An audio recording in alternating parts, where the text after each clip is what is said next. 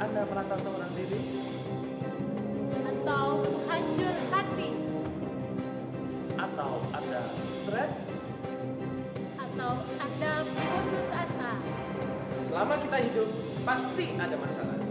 Jangan menyerah, masalah boleh datang, tetapi jangan biarkan masalah menghancurkan kehidupan Anda.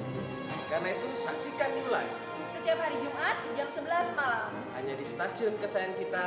hanya di Batam TV. New Life.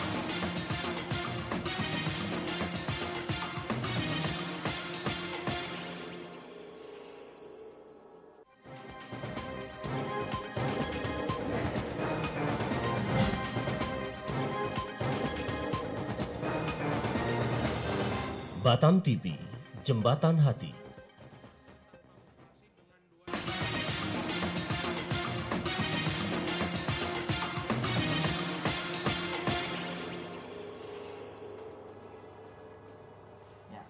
Sesuatu yang besar sedang terjadi dan akan terus terjadi di dalam kehidupan kita ya. Selamat malam pemirsa setia Batam TV, berjumpa lagi di acara yang sangat luar biasa, di mana lagi kalau bukan di New Life. Life. Ya pemirsa, gimana kabarnya pada malam hari ini? Kami percaya semuanya dalam keadaan yang luar biasa, dahsyat dan selalu mantap seperti siaran New Life pada malam hari ini. Atau pemirsa yang sedang mengalami galau atau memiliki permasalahan ya. Kalau kita melihat sekarang kayaknya permasalahan semakin banyak, ekonomi semakin susah. Nah pemirsa, bukan secara kebetulan juga dengan siaran ini pemirsa bisa curhat ke kami di 0819 081 77 771. Kalau mungkin pada malam hari ini pemirsa sedang memiliki masalah pekerjaan, kesehatan, rumah tangga, atau masalah apapun yang Anda rasa tidak ada jalan keluarnya, Ya. bukan secara kebetulan Anda menyaksikan siaran ini, Anda bisa curhat kepada kami dengan meng-SMS di nomor yang tertera di layar kaca Anda. Ya, selama kami siaran kami hanya menerima layanan SMS. Pemirsa, pada malam hari ini kami mengangkat tema mengatasi kelemahan dan ketidakberdayaan. Nah, percayalah pemirsa bahwa setiap masalah kita pasti ada jalan keluarnya. Ya. Anda jangan lewatkan sedetik pun dari siaran ini karena kebahagiaan Masa depan yang baik. dan pengharapan selalu ada untuk kita semua. Kita sudah kedatangan narasumber yang luar biasa. Kita sapa langsung narasumber kita pada malam hari ini. Selamat malam Pak Susilo. Selamat malam Heki. Malam. Selamat malam Ana. Selamat malam pemirsa rumah dan share-nya apa kelihatannya? Hitam-hitam. Selamat malam Bu. Ya, selamat malam Bu Dita. Selamat malam semuanya, dan terutama selamat malam untuk pemirsa setia New Life dimanapun Anda berada. Ya, Gimana kabarnya? Tentu saja luar biasa, dahsyat dan selalu mantap. Ya, kenapa mengangkat tema malam hari ini, mengangkat tema mengatasi kelemahan dan ketidakberdayaan? Ya, dalam hidup ini kita seringkali atau bahkan kadang kita merasa kita tidak mampu dan tidak bisa berbuat apa-apa. Ya. Nah, Dan hal yang terpenting adalah waktu kita merasa lemah, merasa kita tidak mampu dan tidak bisa berbuat apa-apa, apa yang menjadi reaksi kita dalam menghadapi ketidakmampuan itu. Nah, itu yang menjadi hal yang penting. Reaksi yang benar membawa orang kepada kemenangan dan keberhasilan. Reaksi yang salah membawa orang kepada keterpurukan yang lebih parah lagi. Sudah merasa lemah, merasa tidak mampu, merasa tidak berdaya, tapi karena memiliki pola pikir yang salah dan memberikan reaksi yang salah, akibatnya mengalami keterpurukan. Nah, makanya kenapa tema ini diangkat? Karena malam hari ini secara khusus kita akan membahas bagaimana mengatasi kelemahan dan ketidakberdayaan. Kelemahan dan ketidakberdayaan ini dari berbagai macam aspek kehidupan. Makanya ada yang lemah di dalam mengatur emosionalnya, ada yang lemah dalam keuangannya, dan berbagai macam. Nanti kita akan bahas secara detail. jadi apa Pak ciri-cirinya orang yang mengalami kelemahan dan ketidakberdayaan? Nah, kalau dilihat dari bodinya kan yang kurus yang lebih lemah. Enggak. Bercanda. Iya, Ya. Sebenarnya ada dua ciri ya. Ciri-cirinya itu adalah ciri yang bisa kelihatan ya, atau Ya. ciri-ciri yang sifatnya itu fisik, bisa dilihat secara fisik, dan ciri yang kedua itu ciri yang sebenarnya tidak kelihatan, yang biasanya itu secara psikis atau Ya. secara emosional atau dari sisi mentalitasnya gitu ya. Nah, yang kalau dari sisi fisik ini misalnya orang itu menjadi tidak percaya diri misalnya, karena dia tidak memiliki, dia merasa dia lemah, nggak berdaya, dia nggak punya uang misalnya, jadi dia pada akhirnya dia merasa dirinya tidak berdaya. Itu ciri-ciri dari sisi fisiknya. Mungkin nggak punya skill juga gitu iya, ya. nggak punya kemampuan, dia merasa dia nggak memiliki apa-apa gitu, tidak punya kedudukan, dia merasa dia orang kecil, itu dilihat dari sisi fisiknya begitu. Nah, sedangkan kalau dari sisi mentalnya, yang mana ini sebenarnya yang merupakan faktor yang sebenarnya pemicu utama gitu ya, reaksi apa yang akan diambil seseorang sehingga dari fisiknya itu nantinya akan kelihatan gitu. Nah, yang terpenting itu adalah dari sisi psikisnya atau mentalnya dia gitu. Diawali dari kepercayaan bahwa dia tidak memiliki apa-apa, atau kepercayaan bahwa dia tidak berdaya, kepercayaan bahwa dia adalah orang yang lemah, orang yang tidak mampu. Nah, hal itulah yang membuat dia pada akhirnya bereaksi secara salah di dalam kehidupannya. Seperti itu ya. Jadi tidak cuma dilihat dari sisi fisiknya saja, tetapi juga terlebih lagi kita bisa lihat sebenarnya faktor yang terdalam, yaitu dari sisi mentalnya. Ya, memang kalau kita bicara kelemahan dan ketidakberdayaan, ini seringkali dimulai dari satu pola pikir yang salah, sehingga dia memiliki mental yang salah dalam menghadapi segala macam. Jadi waktu dia memiliki mental yang salah, contohnya sederhananya begini, kelemahan dan ketidakpercayaan sesungguhnya terletak pada orang tersebut tidak mempercayai bahwa Tuhan mau menolong dia dan memampukan dia untuk melalui setiap masalah.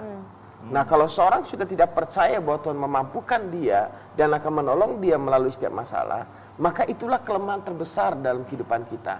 Waktu kelemahan terbesar ini kita miliki, ya akhirnya kita akan cuman bukan pasrah tapi menyerah. Lebih tepatnya putus asa atau tawar hati atau kecewa istilahnya. Tapi kalau orang yang menyerah dan mati menyerahkan semuanya kepada Tuhan, itu berbeda dengan orang yang putus asa.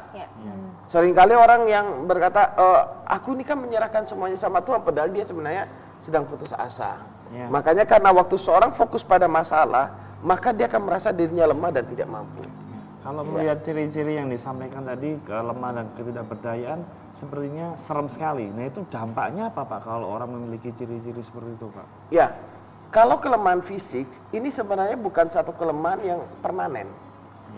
Tapi kalau kelemahannya itu berasal dari mental atau pola pikir yang salah, selama ini tidak dirubah, maka ini bisa permanen dan menghancurkan kelemahan fisik ini. Maksudnya gini, kalau fisiknya dia kuat, misalkan dia kaya, misalkan ya, kita ngomong fisiknya dia kuat, dia kaya, tapi dia memiliki kelemahan mental. Kelemahan mentalnya itu misalnya begini, dia tidak percaya bahwa dia bisa pakai kekayaannya ini akan terus berkembang. Dia takut kekayaannya ini habis, dia simpan buat dirinya, dia nggak berani investasi, dia nggak berani mengembangkan kekayaannya, dia simpan, dia coba ngirit, sementara kebutuhan dia kan terus keluar dan akhirnya dia jatuh dalam kemiskinan. Kenapa dia jatuh dalam kemiskinan? Karena dia tidak percaya bahwa dia bisa mengembangkan hartanya ini. Nah, makanya kelemahan secara mental ini yang ada di dalam diri manusia yang tidak kelihatan ini yang sangat berbahaya. Merasa tidak berdaya, merasa tidak mampu, merasa dirinya lebih rendah daripada orang lain, merasa ya dirinya tidak berharga. Nah, inilah senjata dari si jahat untuk menyerang kita. Tapi sebaliknya, kalau kelemahan fisik ini miskin mungkin, tidak punya jabatan mungkin, mungkin berasal dari keluarga yang broken mungkin, yang orang tuanya maaf, anggap saja misalkan hasil anak perzinahan, anak haram lah istilahnya. Namun kalau anak ini memiliki kekayaan mental, dia percaya bahwa Tuhan menyertai dia, bahwa dia percaya Tuhan sudah memberikan kapasitas untuk dia memperoleh keberhasilan dalam hidup ini, dia bisa menembus segala kemiskinan dan keterbatasan dalam hidupnya. Bulan ini ada beberapa tokoh yang saya kagumi itu dipanggil oleh Tuhan. Salah satunya adalah dosen saya sendiri, dosennya Budita juga. Dan tokoh ini dipanggil Tuhan dan saya tahu persis kisah sejarahnya. Dia berasal dari satu pulau yang di peta pun nggak ada. Di peta Indonesia itu tidak tercantum nama pulau itu. Dia dari pulau itu, dia kalau sekolah naik perahu. Dia dayung perahu itu. SD masih. Dia anak-anak pulau lah. Dia pergi ke sekolah, kemudian tapi dia punya mental, dia punya mimpi yang besar buat Indonesia. Kemudian apa yang terjadi? Dia belajar, dia tekun, dia punya mental yang sehat. Saya nggak tahu bagaimana orang tuanya mendidiknya, tidak diceritakan. Karena waktu saya dengar ceritanya, singkat cerita dia belajar dan sampai satu titik dia bisa kuliah di Dallas di Amerika. Wow. Dia kuliah di Amerika, dia diberkati Tuhan luar biasa, lalu dia pulang ke Indonesia, bukannya menikmati seluruh kekayaan yang dia peroleh atau kehebatan, dia mulai merintis sebuah sekolah. Ya. Dia mulai merintis sebuah sekolah dan dia membangun sebuah sekolah, itu yang menjadi kekayaan yang luar biasa dalam hidupnya, dan dia tulis buku warisannya bisa kita lihat. Namanya adalah Kris Marantika. Nah, waktu saya mendengar dia dipanggil oleh Tuhan, saya sempat terpikir, kalau dia dipanggil Tuhan seperti itu, meninggalkan jejak yang begitu luar biasa, menjadi inspirasi bagi banyak orang. Kalau saya dipanggil Tuhan, saya meninggalkan jejak apa ya? Nah, makanya kita butuh kekayaan mental, menerobos apa yang tidak mungkin menjadi mungkin. Secara logika orang berkata, kamu anak pulau, di peta aja nggak ada, bagaimana kamu mau ke Amerika, kuliah di sana. Dia menjadi seorang doktor di sana, dan menurut rekan-rekan yang pernah pergi ke Dallas University di sana, katanya nama Kris Marantika ini harum di antara para dosen yang ada di sana. Maksudnya track recordnya positif banget di sana. Tapi dia pulang ke Indonesia untuk mengabdikan dirinya dan barusan dipanggil oleh Tuhan. Ya, itulah kekayaan mental yang seringkali tidak kelihatan, tapi ada di dalam. Ada mental pantang menyerahnya, dia memiliki fighting spirit yang luar biasa. Ya. Ini kalau ngomong kelemahan Pak, setiap orang pasti kan ada kelemahan Pak. Nah gimana kalau Pak Susilo mungkin ada kelemahan, cara mengatasinya itu seperti apa? Bu. Ya, memang seringkali orang mengatasnamakan kelemahan sebagai satu alasan untuk kemudian membuat dia menjadi pribadi yang stagnan gitu ya. Dia nggak kemana-mana, oh alasannya karena saya punya kelemahan gitu, wajar dong karena kelemahan saya makanya saya nggak bisa kemana-mana. Padahal sebenarnya memang benar banyak orang punya kelemahan, tetapi kita juga mesti jujur melihat bahwa sekalipun banyak orang punya kelemahan, toh banyak juga orang-orang yang lemah itu ternyata bisa muncul sebagai orang-orang yang menang, bisa muncul sebagai orang-orang yang luar biasa. Kalau kita melihat sejarah kehidupan Helen Keller ya, dia adalah seorang yang di usia 9 bulan mendapat sebuah penyakit demam ya, demam yang sangat tinggi, dan akhirnya mengakibatkan dia kehilangan pendengaran dan kehilangan penglihatannya. Secara manusia, dia ini adalah orang yang lemah, yang tidak mungkin bisa menjadi orang yang berhasil gitu ya. Kayaknya udah lemah banget dan sah-sah saja bagi dia untuk beralasan bahwa wajar dong, saya nggak bisa dengar, saya nggak punya mata, bagaimana mungkin saya bisa menjadi orang yang berharga gitu. Tapi apa yang terjadi? Ternyata kehidupannya mencengangkan banyak orang. Justru banyak orang akhirnya menjadi terinspirasi dari kisah kehidupannya. Kenapa? Karena ternyata dari pribadi yang lemah itu, dari pribadi yang kelihatannya memiliki keterbatasan dari sisi fisik, ternyata dia bisa membuat orang-orang terheran-heran karena dia ternyata bisa menjadi dosen. Dan dia juga menulis 12 buku, kurang lebih sepanjang kehidupannya. Dia mendapat gelar kehormatan sebagai seorang doktor. Itu diberikan secara kehormatan gitu, sebagai gelar kehormatan bagi dia gitu.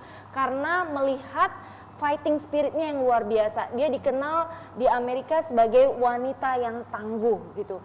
Jadi kenapa kalau ditanya kenapa orang yang lemah seperti dia bisa kemudian mengukir sejarah yang begitu indah dalam perjalanan kehidupannya, kelihatannya kan aneh gitu ya.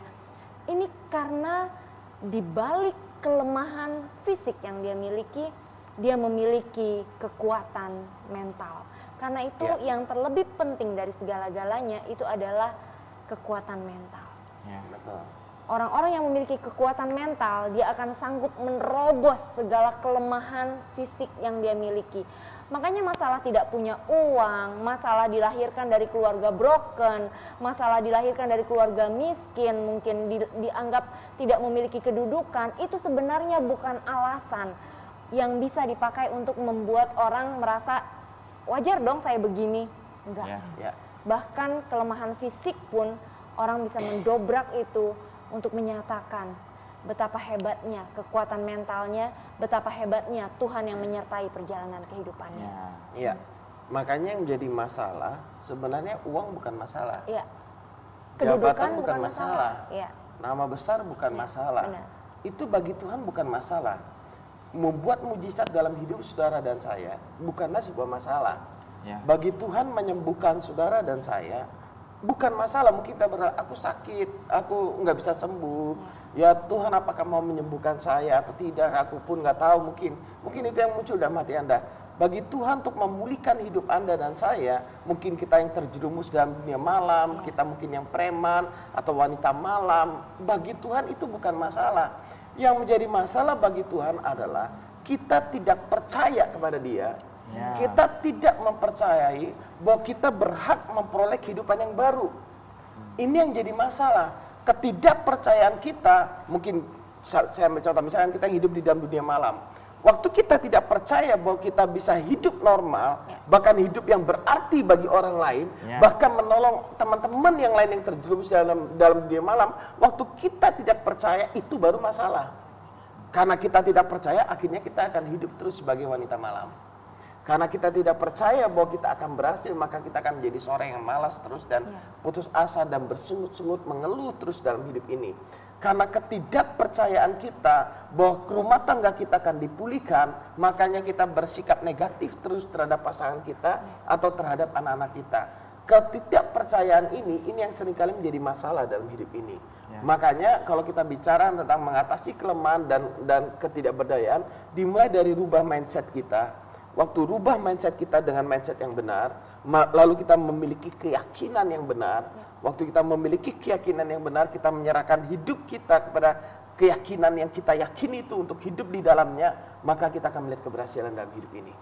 Tapi kalau pola pikir salah, kita nggak meyakini sesuatu yang benar, maka hidup kita akan terus bermasalah.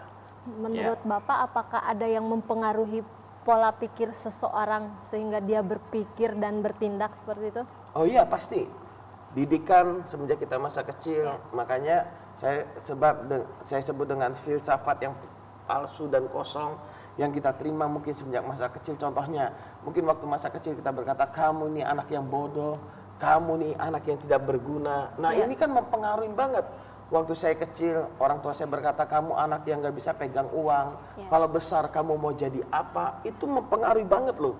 Makanya kenapa di usia remaja saya lebih cenderung menjadi seorang yang seorang yang negatif. SMP, SMA itu saya negatif, saya memberontak. Kenapa? Karena saya merasa saya nggak berguna. Buat apa saya hidup? Orang tua saya saja berkata pada saya, kamu anak yang nggak bisa pegang uang, besar mau jadi apa gitu kan? Buat apa? Nah, karena nilai-nilai itu yang ditanamkan, akhirnya reaksi saya jadinya negatif. Belum lagi teman mengolok, belum lagi perkataan-perkataan orang yang negatif datang dalam hidup saya. Makanya waktu kita mendengar banyak perkataan negatif dalam hidup kita menjadi lemah. Tapi waktu kita mendengar perkataan-perkataan yang membangun dalam hidup kita, yang menguatkan dalam hidup kita, baru kita bisa menjadi kuat. Makanya perkataan yang kita dengar atau apa yang kita lihat itu akan mempengaruhi keyakinan kita. Waktu kita melihat pada masalah terus, kita lihat orang sakit, tidak terjadi kesembuhan, terus tidak ada mujizat, gitu ya, kita akan lemah. Dan waktu kita melihat dengan orang-orang yang mengalami mujizat, pejuang-pejuang kanker, yang sudah divonis oleh dokter, tidak ada waktu lagi untuk hidup, tinggal 1 bulan, ternyata mereka bisa hidup 5 tahun, ada yang hidup 10 tahun, ada yang hidup 15 tahun, ada yang hidup mungkin sampai 20 tahun mungkin. Nah waktu kita melihat hal seperti itu, kita akan percaya, oh ternyata kanker belum tentu langsung membunuh. Nah ini akan mempengaruhi.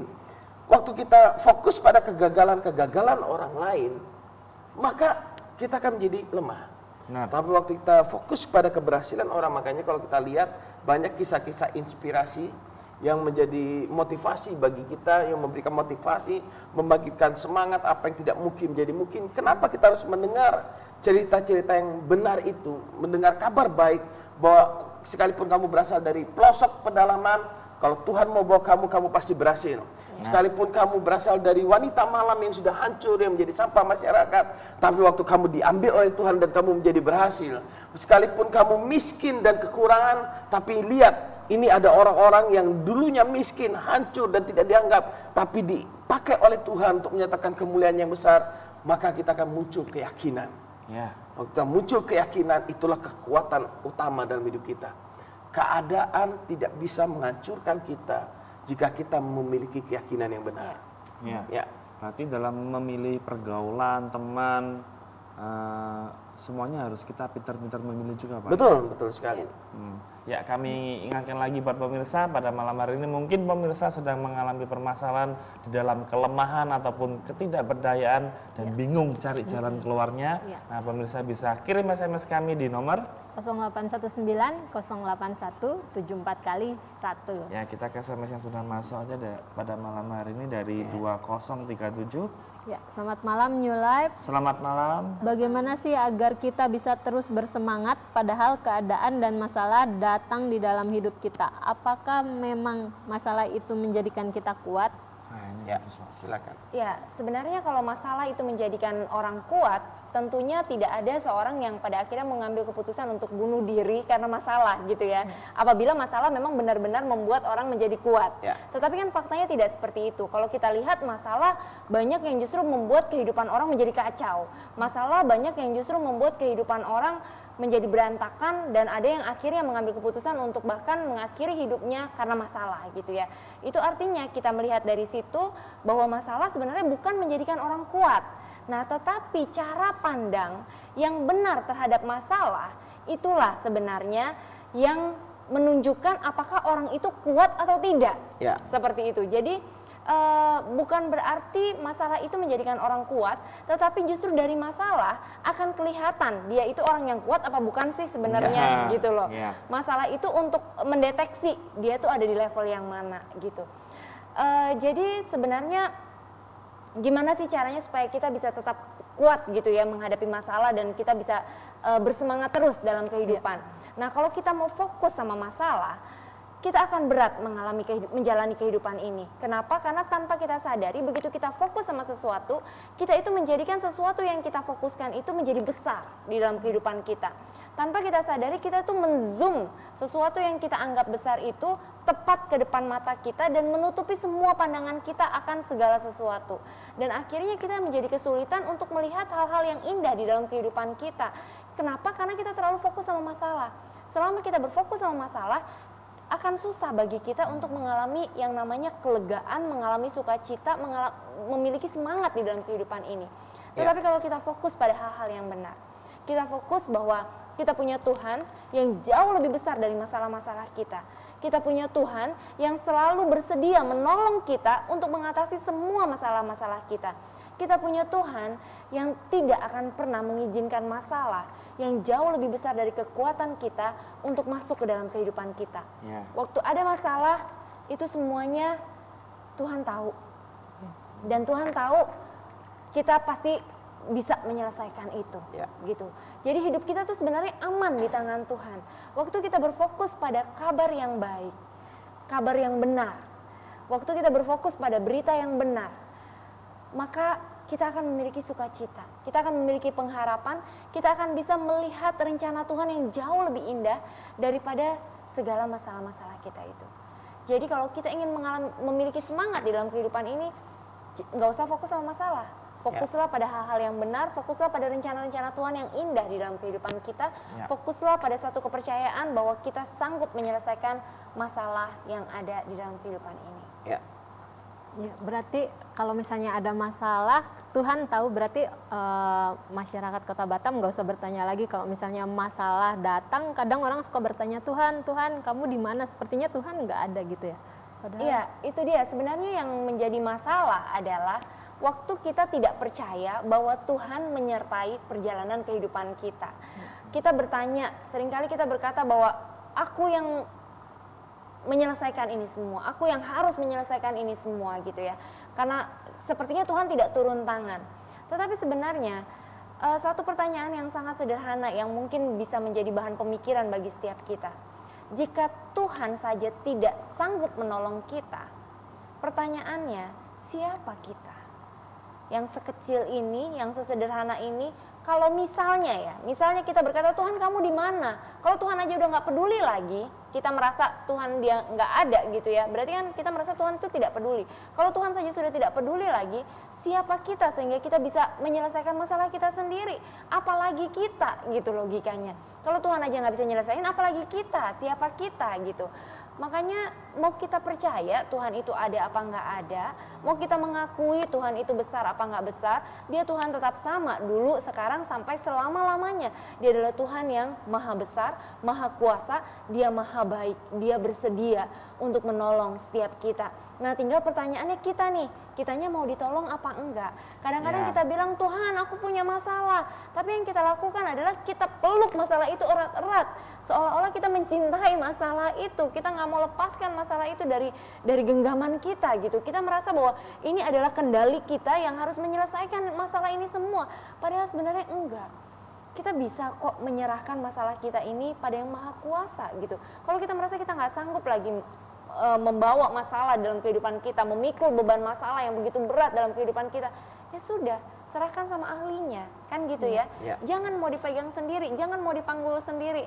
Bilang sama Tuhan, Tuhan ini masalahku, aku nggak sanggup menyelesaikan ini.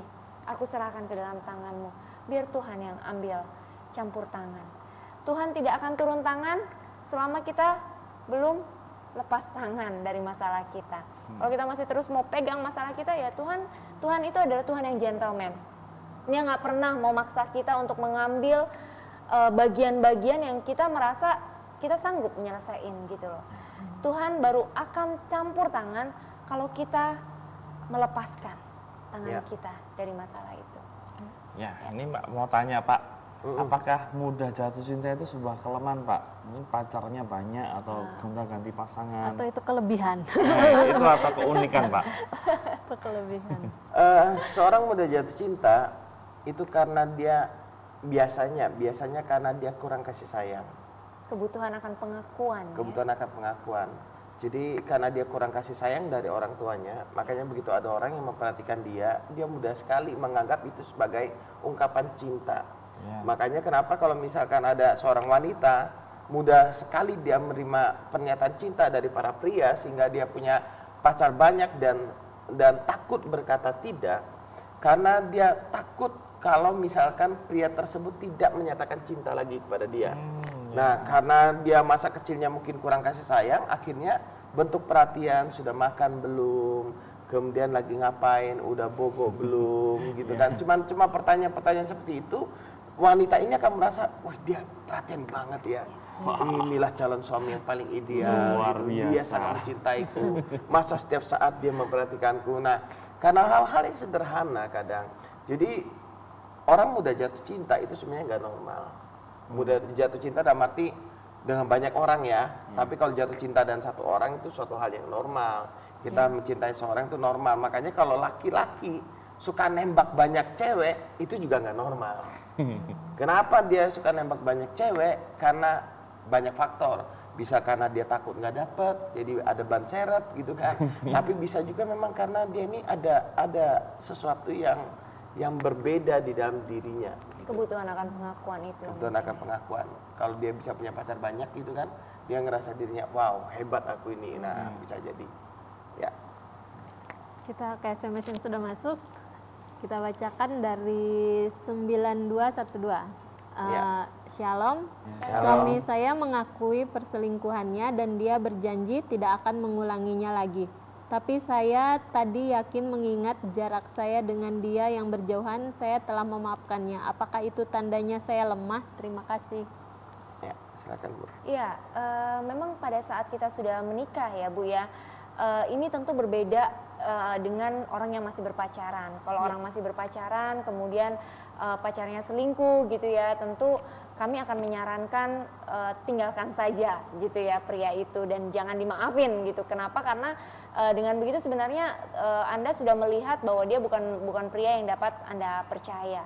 Tetapi jawaban kami tentu akan berbeda kepada Anda yang sudah menikah. Kalau tadi Anda mengatakan suami saya, itu artinya pada saat Anda sudah memutuskan untuk menikah dengan seseorang, itu ada satu komitmen Bu, ada satu komitmen atau ada satu janji yang sudah Anda ungkapkan baik kepada pasangan, kepada keluarga besar, dan yang terpenting adalah janji yang Anda sudah ungkapkan kepada Tuhan.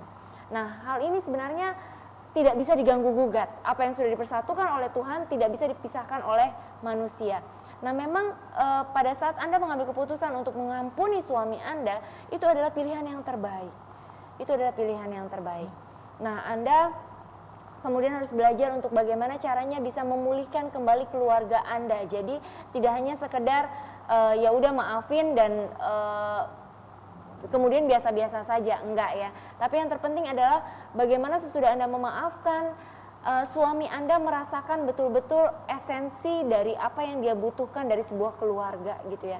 Ini suami Anda kalau bisa sampai selingkuh itu kan pasti ada penyebab-penyebabnya, ada alasan. Alasannya itu bisa berbagai macam. Bisa jadi karena kebutuhan akan kasih sayang itu, makanya kemudian dia mudah untuk selingkuh gitu ya, karena dia butuh untuk diakui bahwa dia adalah orang yang berharga. Nah, untuk orang yang seperti ini, kadang sebagai seorang istri, kita itu kalau sudah menikah kan kadang-kadang kita merasa bahwa nggak usahlah ngomong-ngomong I love you-an gitu ya, nggak usahlah ngungkapin cinta kepada Sudah tua, pasangan, malu, udah tua. ya. Jadi kayaknya yang bagian gitu-gitu tuh urusannya ABG aja katanya. Padahal sebenarnya salah besar. Seharusnya ABG nggak boleh ngomong begituan gitu ya. Nah, kita ini kan sudah terbiasa untuk menerima sesuatu yang salah, kita anggap sebagai suatu kebenaran karena itu sudah dilakukan oleh banyak orang gitu. Karena itu sudah menjadi kebiasaan, akhirnya kita merasa bahwa oh, yang boleh cinta-cintaan itu ABG. Orang-orang yang udah tua-tua itu udah nggak pantas ngomongin gituan. Orang-orang yang sudah menikah itu jatahnya udahlah ngurusin anak, ngurusin yang serius-serius aja, nggak usah lah ngomongin cinta-cinta lagi, itu cinta monyet gitu ya. Padahal sebenarnya enggak.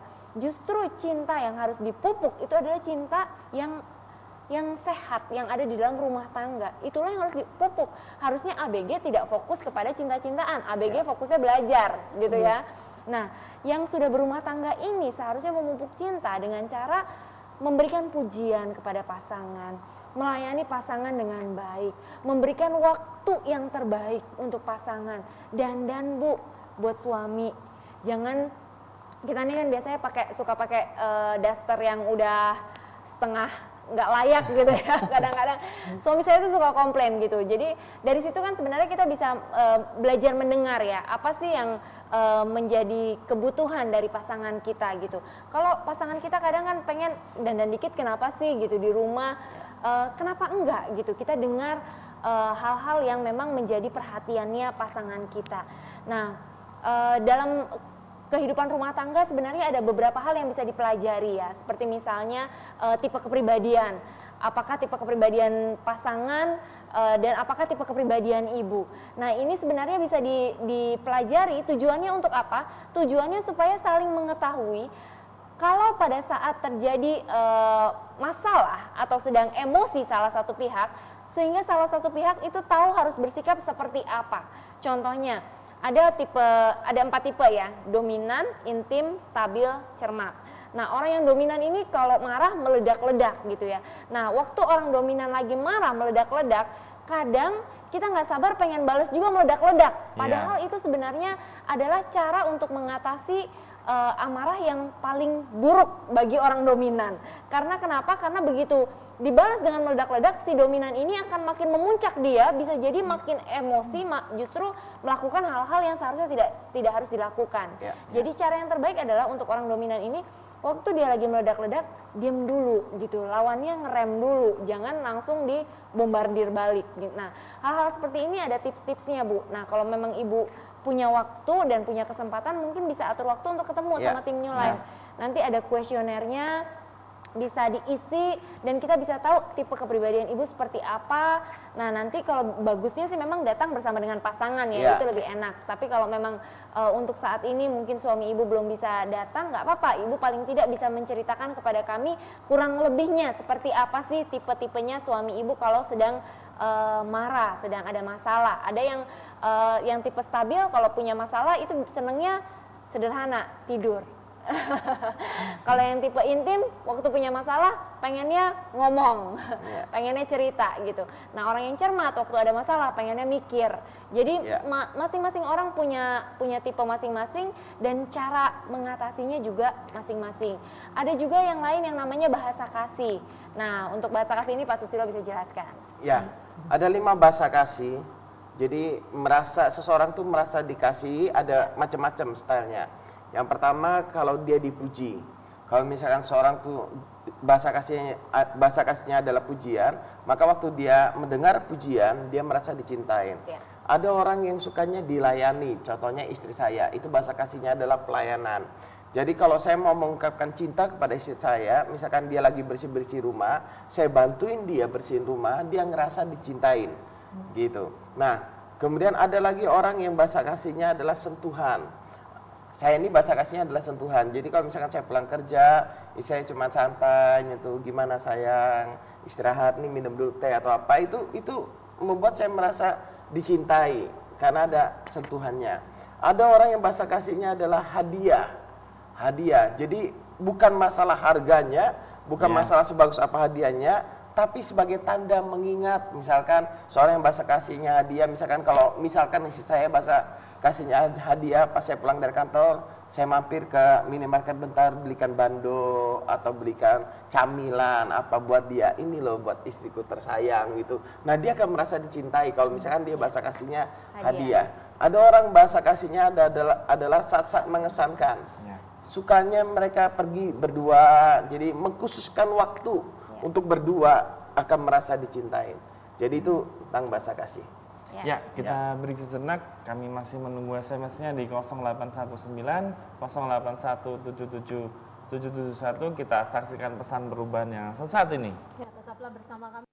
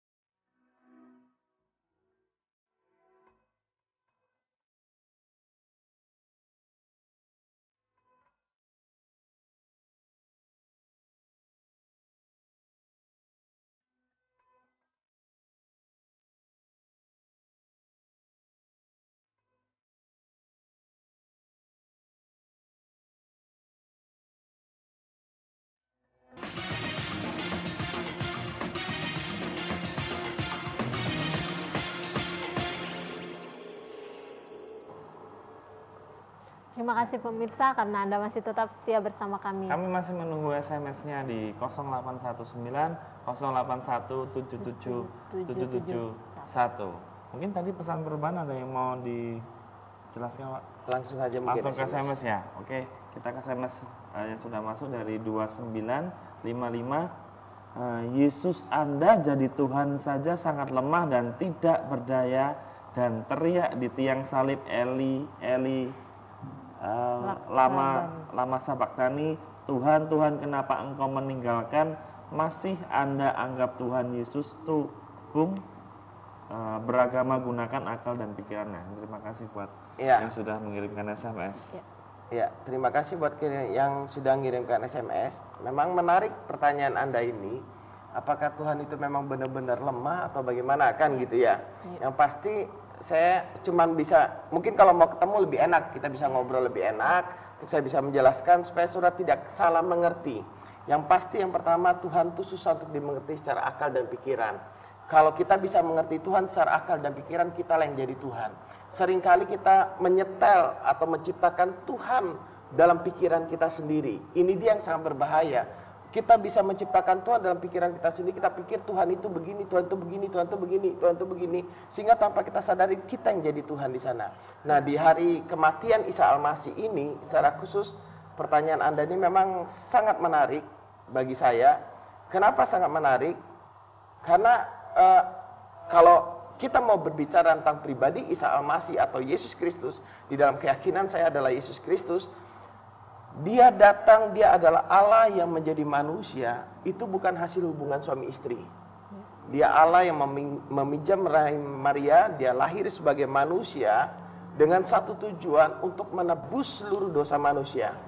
Kenapa dia kelihatan lemah, bahkan sampai mati di atas kayu salib?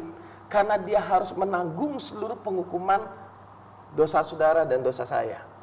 Kalau tidak ada penanggungan atas penghukuman atas dosa saudara dan saya, maka kitalah yang harus dihukum. Mungkin kita berpikir bahwa perbuatan baik kita bisa menghapuskan dosa. Saya mau beritahu Anda bahwa perbuatan baik kita tidak bisa menghapuskan dosa. Kenapa? Karena semua dosa harus ada penghukuman. Ya. Kalau misalkan saya, Hengki ke rumah saya, Bu Dita lagi bersama saya, lalu Bu Dita mau masakan fuyung hai. Dia ambil telur pertama, dikocok, taruh di mangkok, kedua, ketiga, 4, 5, 6, 7, 8, 9. Pas telur ke-10, dia kocok, dia buka, ternyata busuk. Sudah tercampur, dikocok saja. Pertanyaan saya, layak nggak telur 9 yang baik, 1 yang busuk ini untuk disajikan sebagai makanan? Tidak. Nggak layak lah. Nggak layak. Kenapa nggak layak? Tercemar Pak, bau. Karena lah. ada 1 yang busuk ya. Ya. Karena ada yang 1 busuk merusak 9 yang baik. Demikian pula dengan dosa. Kalau dosa kita tidak dihukum, maka Tuhan akan tercemar dalam tanda petik. Tuhan jadi kompromi sama dosa, dia tidak menjadi Maha Kudus, sementara dia adalah pribadi yang Maha Kudus. Makanya dia harus datang ke dunia, menebus dosa saudara dan saya. Dia mati di atas kayu salib, dan waktu dia berkata, Eli Eli lama sabachthani, Allahku Allahku mengapa engkau meninggalkan aku. Memang di sana harus terjadi perpisahan antara pribadi Yesus dengan Allah Bapa saat itu, supaya kita tidak pernah terpisah lagi dengan dia. Ya. Dan waktu dia sudah menanggung seluruh penghukuman dosa kita, dia berkata, sudah selesai. Waktu dia berkata sudah selesai, artinya seluruh penghukuman dosa saudara dan saya sudah selesai ditanggungnya di atas kayu salib, sehingga kita bisa memanggil dia Bapa. Dia menjadi Bapa, dan akhirnya dia berkata, ke dalam tanganmu kuserahkan nyawaku. Saya mau beritahu saudara, Yesus meninggal di atas kayu salib bukan karena penyiksaan yang begitu hebat, tapi karena dia sudah menyelesaikan tugasnya, dan Alkitab mencatat dia menyerahkan nyawanya ke dalam tangan Tuhan Bapa di surga. Nah, untuk lebih ditanya, mungkin lebih enak ketemu supaya Anda tidak salah mengerti, gitu kan? Kita bisa diskusi ringan sambil minum kopi, apapun keyakinan Anda silakan. Apa menjadi keyakinan saya? Kita boleh berbeda keyakinan, tapi kita tetap satu bersama-sama. Yang penting kita menolong orang bersama-sama. Ya. Ya, kita ke SMS selanjutnya. Dari 1064. Selamat malam Pak, Ibu. Saya mau curhat. Saya seorang ibu rumah tangga yang berumur 53 tahun dan suami saya berumur 57 tahun. Masalahnya di umur yang sudah tidak muda lagi, suami saya masih suka daun muda. Dia masih suka happy-happy, di depan saya pun dia berani, apalagi di belakang saya. Ngasih uang belanja pun dia tidak peduli, cukup atau tidak. Ingin rasanya saya menegur dia, tapi saya nggak mampu, saya nggak berdaya karena dia mempunyai sifat yang amat keras. Dan kalau dia sudah tersinggung, fatal akibatnya. Apa yang harus saya lakukan sekarang? Tolong solusinya Pak, Ibu. Ya, silakan Bu. Jadi memang waktu kita lihat orang melakukan kesalahan atau sesuatu yang kita anggap tidak benar, rasanya pingin kita tuh langsung tegur orang itu gitu ya. Tapi sebenarnya waktu kita menegur orang itu, yang terjadi adalah justru membuat orang tersebut semakin betah di dalam kesalahannya biasanya. Jadi kami sudah melakukan beberapa kali konseling juga dengan orang-orang lain gitu ya. Jadi untuk orang-orang yang memiliki masalah di dalam kehidupannya, sebenarnya dalam lubuk hatinya yang paling dalam itu sudah ada semacam teguran-teguran atau dakwaan-dakwaan yang sebenarnya menuduh dia, yang mengatakan bahwa dia itu adalah orang yang bersalah. Jadi sebenarnya Bu, tanpa Ibu tegur dia orang bersalah, dia tahu kok kalau dia itu orang bersalah. Justru ketika Ibu semakin menegur dia, justru itu akan membuat dia semakin menjauhkan diri dari Ibu. Semakin dia merasa dia berusaha untuk mencari pembenaran atas perbuatannya yang salah. Karena itu penting sekali buat Ibu untuk bereaksi dengan benar, Bu. Bereaksi dengan benar.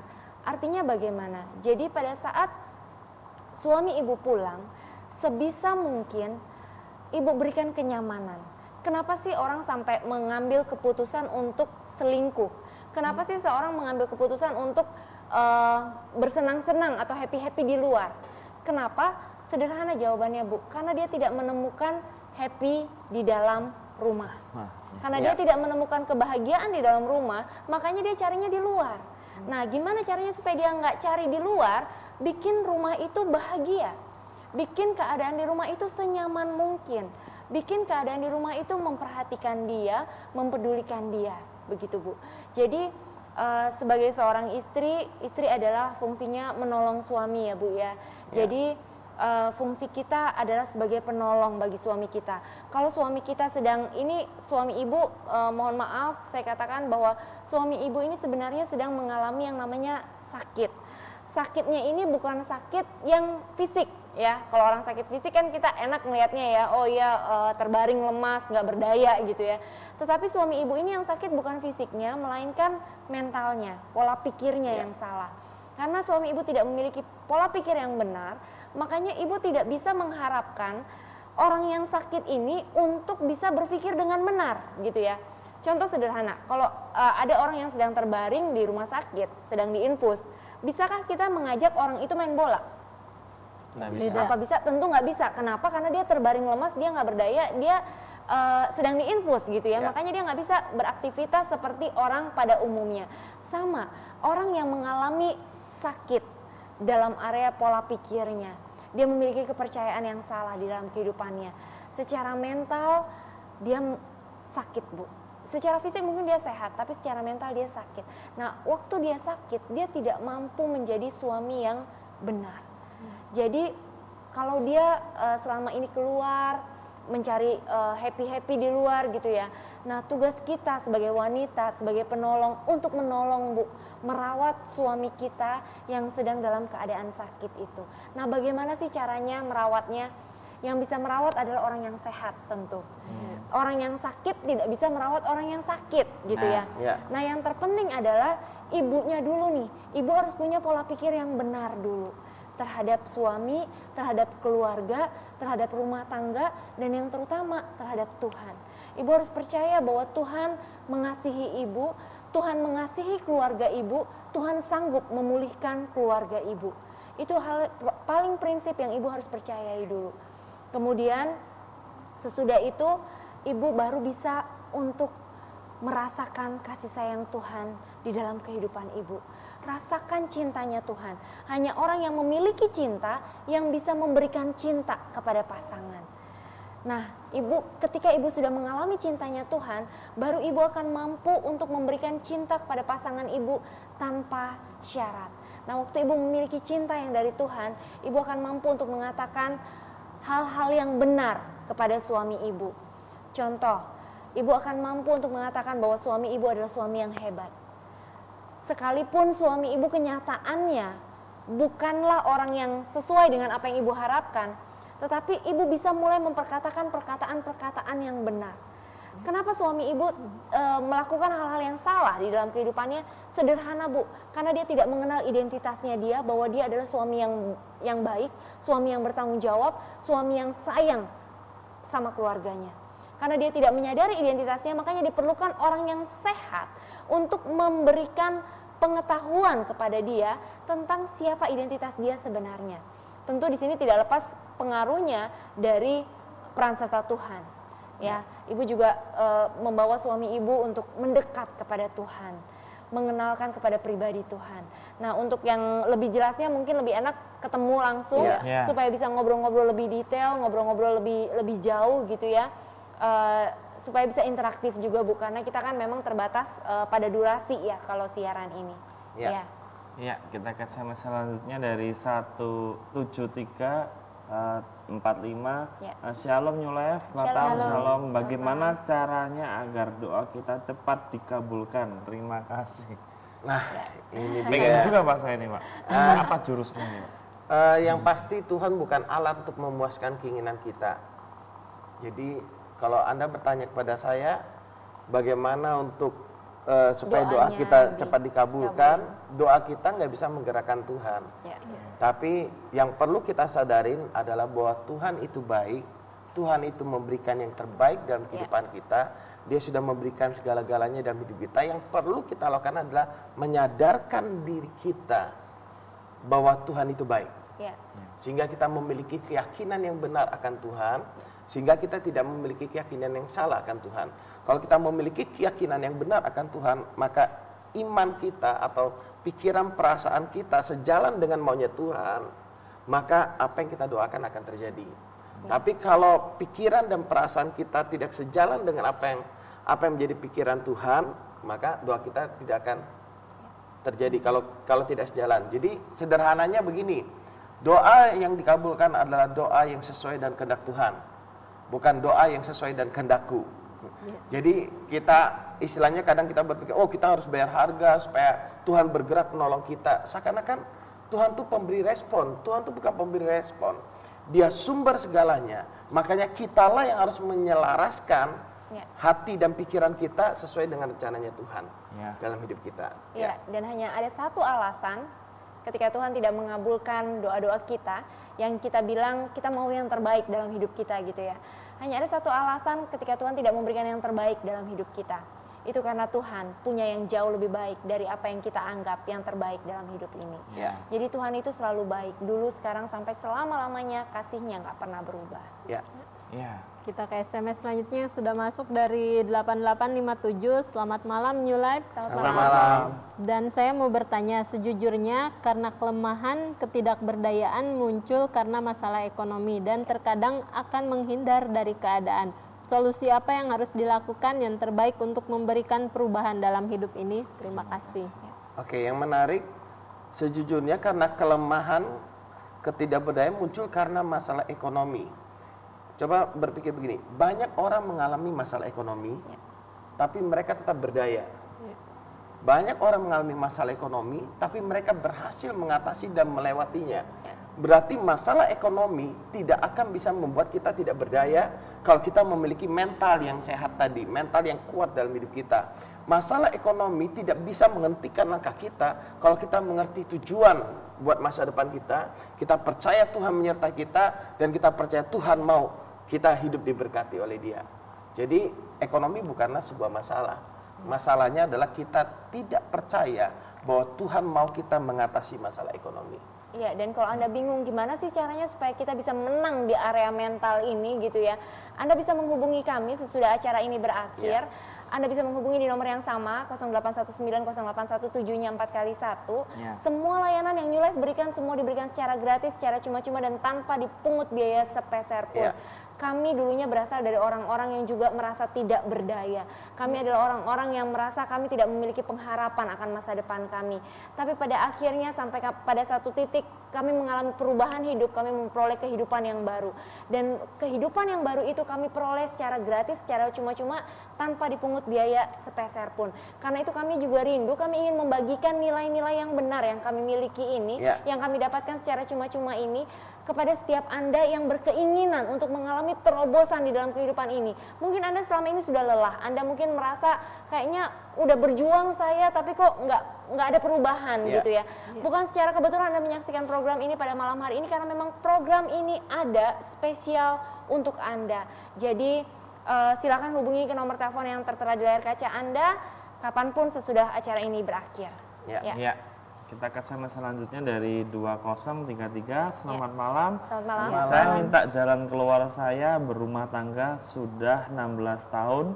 Saya di rumah seperti pembantu di rumah. Apalagi kerja saya serabutan. Bisakan saya minta bantu kerja saya, cuma ada SIM A tapi susah cari supir mobil aja saya bisa bawa, tapi SIM saya cuma A, jadi saya dipandang rendah sama istri saya. Oke, jadi ini seorang suami ya yang mengirimkan SMS ya. Jadi kalau memang sebenarnya apakah Anda seorang pembantu atau tidak di rumah Anda itu tergantung dari bagaimana cara Anda melihat. Itu kembali lagi bagaimana pola pikir Anda atau bagaimana mental Anda melihat keadaan Anda. Waktu Anda berkata saya ini seperti seorang pembantu, maka Anda semakin lama semakin merasa lemah dan tidak berdaya di dalam kehidupan ini. Iya, semakin Anda terpuruk dalam kehidupan ini. Padahal sebenarnya kenapa Anda harus merasa seperti itu? Anda adalah raja di dalam rumah Anda gitu ya. Kalau Anda membersihkan, Anda membereskan rumah, itu bukan berarti merubah status Anda sebagai raja, sebagai pemilik dari rumah itu kan gitu, sebagai kepala rumah tangga. Nah, Anda harus memiliki kepercayaan yang benar dulu tentang siapa Anda di dalam kehidupan ini. Kemudian tadi mengenai SIM A gitu, SIM yang Kerjanya dimiliki. supir, Ya, mau cari. kerjanya supir. Kalau Anda merasa pekerjaan Anda supir dan hanya itu yang bisa Anda lakukan, itu juga sama dengan Anda sedang mengerdilkan diri Anda sendiri. Kenapa tidak? Anda coba melihat kanan kiri, Anda bisa ikut kursus-kursus tertentu, Anda bisa perluas pergaulan, bisa mencari banyak teman gitu ya. Coba lihat peluang-peluang bisnis apa yang mungkin tersedia di luar sana gitu. Saya sangat percaya begitu Anda memiliki banyak teman, Anda punya pergaulan yang sehat, sebenarnya peluang-peluang bisnis itu akan terbuka sangat banyak kok gitu loh. Jadi jangan pernah mengerdilkan diri Anda bahwa Anda mampunya hanya menjadi seorang supir saja. Tidak. Saya sangat percaya bahwa Tuhan itu menciptakan kita, setiap manusia ini secara spesial, secara luar biasa sempurna, karena Tuhan punya tujuan yang begitu mulia akan setiap kita. Jadi terlalu sederhana kalau Anda kemudian menganggap bahwa Anda hanya bisa menjadi seorang supir dibanding dengan karya Tuhan yang begitu luar biasa untuk menjadikan pribadi Anda begitu spesial, begitu sempurna di mata Tuhan. Anda adalah anak kesayangan Tuhan. Jadi coba melihat diri Anda sendiri dari pola pikir yang benar. Coba perluas pergaulan. Jangan biarkan diri Anda terpuruk dengan keadaan. Waktu Anda memiliki kepercayaan yang salah, akhirnya Anda takut mau bergerak keluar. Anda mau bergaul, Anda merasa, saya ini seperti pembantu di rumah saya. Akhirnya mau bergaul pun jadi takut kita. Jadi akhirnya minder, narik diri dari komunitas. Padahal itu sangat disayangkan sebenarnya. Kalau kita bisa memiliki kesempatan untuk bergaul dengan banyak orang, peluang bisnis itu banyak banget kok di luar gitu. Jadi coba tingkatkan skill Anda, coba lihat ke kanan ke kiri apa yang bisa Anda lakukan. Coba mulai berpikir kreatif, berpikir di luar kotak. Ya, kalau selama ini Anda berpikir hanya supir saja dan hanya itu saja yang bisa Anda lakukan, itu adalah kotak Anda. Cobalah belajar berpikir untuk di luar kotak. Berpikir di luar kebiasaan, gitu ya. Mulai miliki pola pikir yang benar tentang diri Anda, bahwa Anda berharga di mata Tuhan. Tuhan menjadikan Anda spesial, Anda memiliki kemampuan yang luar biasa, Anda bisa menjadi lebih dari sekedar supir. Dan Anda bukan pembantu rumah tangga di rumah Anda. Anda adalah kepala keluarga, Anda lah yang seharusnya memimpin bagi istri Anda. Ya. Bicara tentang supir, saya jadi ingat kalau saya pulang ke Samarinda, saya dijemput oleh seorang supir. Yang menariknya, 3 kali saya pulang ke Samarinda, 3 kali mobilnya ganti yang baru. Itu menarik bagi saya. Saya bilang, Pak, penghasilan Bapak, dia kan menyupir mobil dari Samarinda ke Balikpapan. Setiap hari bolak-balik cari penumpang dan semuanya. Kok bisa Bapak ini beli mobil baru? Saya cuma berpikir gini, saya aja setahun sekali nggak ada mobil baru. Dia kok supir cuma kalau mobil baru terus. Nah, ternyata penghasilannya dia itu dalam 1 bulan untuk nyupirin itu bisa sampai 7-8 juta. Nah, lalu dia kredit mobil baru, yang mobil lama dia rentalkan pada orang lain. Jadi dia kredit mobil baru, dari penghasilan dia bisa nutupin, dan rental ini bisa menambah, memperingan lagi. Setelah cukup lagi, dia ambil lagi mobil baru lagi. Dan kalau Anda mencarikannya jadi supir, coba pikirlah untuk ke depan untuk bisa mengembangkan.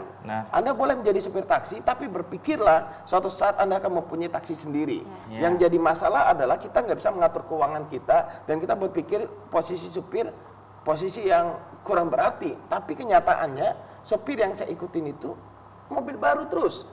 Jadi waktu saya pulang ke Samarinda, dari Balikpapan ke Samarinda, saya suka cerita sama dia. Saya ngobrol sama dia, saya pikir ini supir hebat ini. Dia punya wawasan, dia bisa beli tanah yang masih orang belum lirik. Dia bilang di tanah dia beli, ternyata di sana ada tambang. Jadi ada perusahaan yang mau beli. Saya pikir, wow, luar biasa ini. Makanya waktu Anda mengembangkan kapasitas diri Anda bisa mengalami keberhasilan. SMS terakhir kita bacakan dari 5568. Selamat malam Bapak atau Ibu. Syarat ke office-nya apa? Syarat ke New Life. Ke New Life mungkin ya. Oh, Silakan, Bu. syarat ke New Life tidak ada syarat sama sekali ya. Jadi Anda bisa bikin janjian aja, Anda bisa menghubungi ke nomor yang sama. Jadi Anda bisa bikin janjian deh sama kita untuk bisa ketemuan, dan semua layanan yang diberikan New Life semuanya gratis dan Anda tidak perlu membawa persyaratan apapun. Cukup bawa diri Anda aja datang. Dan tidak perlu bawa uang pun. Iya. Karena tidak ada bayaran. Iya, di bawa New Life. uang buat ongkos Ya, lah ya. ongkos sendiri, naik angkot ya. Ya, Iya. sayang sekali waktu juga memisahkan kita di penghujung acara ini. Ada yang mau disampaikan buat pemirsa di rumah? Iya, Bu saya Rita? cuma mau sampaikan bahwa kelemahan dan ketidakberdayaan fisik seharusnya tidak membatasi kita untuk bisa bersinar di dalam kehidupan ini selama kita memiliki kekuatan mental. Ya. Karena itu milikilah kekuatan mental. Lalu bagaimana caranya supaya kita bisa memiliki kekuatan mental? Caranya sederhana. Percaya bahwa Tuhan memberikan segala yang terbaik di dalam kehidupan Anda. Percaya bahwa Tuhan sudah memberikan segala yang terbaik di dalam kehidupan Anda. Ya, Ya. dari Pak Susilo. Saya cuma ingin katakan bahwa Tuhan ingin Anda kuat Ya. dan Tuhan ingin Anda berhasil. Ya. Ya. Raih itu. Ya. Terima kasih buat narasumber Thank you. pada malam hari ini. Ya, kami juga mengucapkan terima kasih banyak buat pemirsa yang telah setia menyaksikan siaran ini. Bila pemirsa ingin lebih lanjut berkonsultasi dengan narasumber kami, Ya. Anda dapat menghubungi di nomor yang sama di 0819 081 77771 setelah siaran ini selesai. Ya, kami juga mohon maaf selama kami siaran mungkin ada sikap kami, tutur kata kami yang kurang berkenan. Tujuan dari acara ini supaya kehidupan kita menjadi lebih baik dan lebih bermakna. Ya pemirsa, saksikan terus siaran New Life Setiap hari Jumat pukul 11 malam hanya di stasiun TV kesayangan kita semua, hanya di Batam Batam TV. TV. New Life.